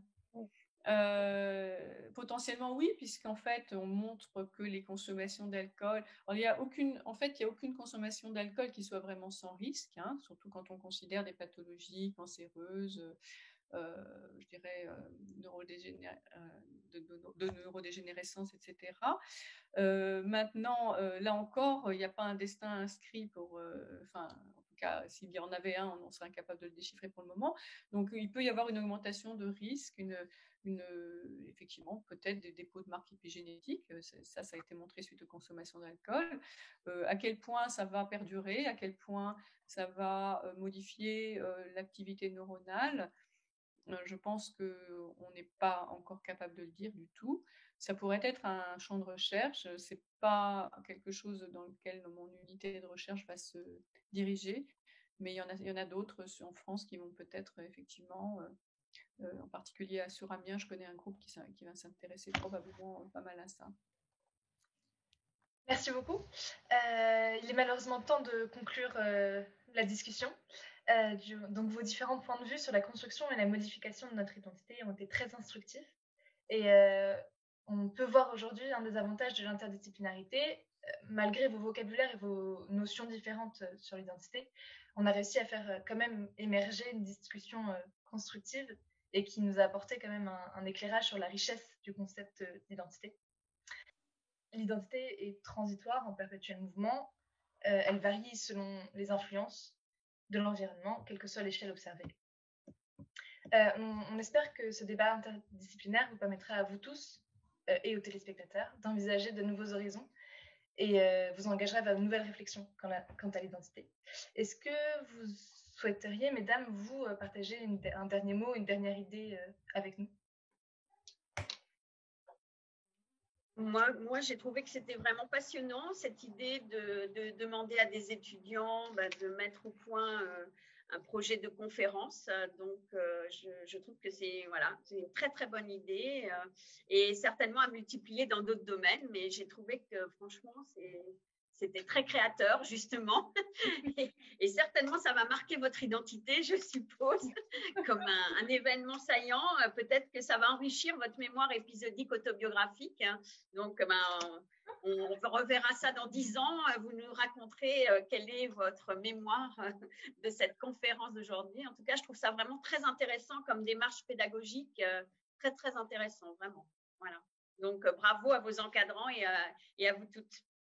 Oui, tout à fait. Enfin, je trouve que c'est une très belle aventure là qu'on a vécue, et je pense que là, il y a juste le fait qu'on aurait aimé encore pouvoir discuter pendant plusieurs heures. Et merci en tout cas de nous avoir permis, de nous avoir donné, vous et vos enseignantes, la possibilité de participer à ça. Et enfin, je remercie aussi Evelyne et Pascal, parce que c'était un vrai régal. Et votre préparation de questions était remarquable et m'a permis vraiment de monter quelque chose de tout à fait formidable. Merci beaucoup.